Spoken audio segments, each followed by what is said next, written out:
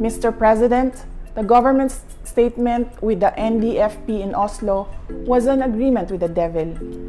Taong 2017, personal kong nakita nag-aagaw buhay sa hospital ang isang biktima ng pinasabog na improvised explosive device ng mga NPA sa Mandog, Davao City. He was struggling and choking with his own blood. It was truly a painful sight. Hindi ko rin malilimutan ang paghingi ko ng tawad sa ina ng namatay na opisyal ng Philippine Army dahil sa nangyaring engkwentro sa Barangay Paquibato, Davao City. Hindi ako nakapagsalita nung ako'y tanungin kung ilang anak pa ba ang mamamatay dahil sa mga terorista sa Davao City. Mga kababayan, walang katulad ang kasamaan ng teroristang Communist Party of the Philippines, National People's Army at National Democratic Front of the Philippines sa kapwa nila Pilipino. Hindi na mabilang kung ilang sibilyan, kabilang na ang mga menor de edad, ang naging biktima ng madugong digmaang idinulot ng mga terorista. Maraming batang estudyante ang hindi nakapagtapos ng pag-aaral dahil dinala sila sa bundok upang maging armadong terorista.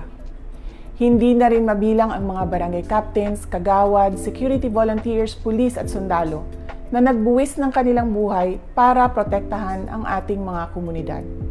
Nananawagan ang kanilang mga pamilya ng hustisya, subalit hindi ito makakamit kung bibigyan natin ang mga teroristang grupo ng amnestiya sa pamamagitan ng Proclamations 403 at 404.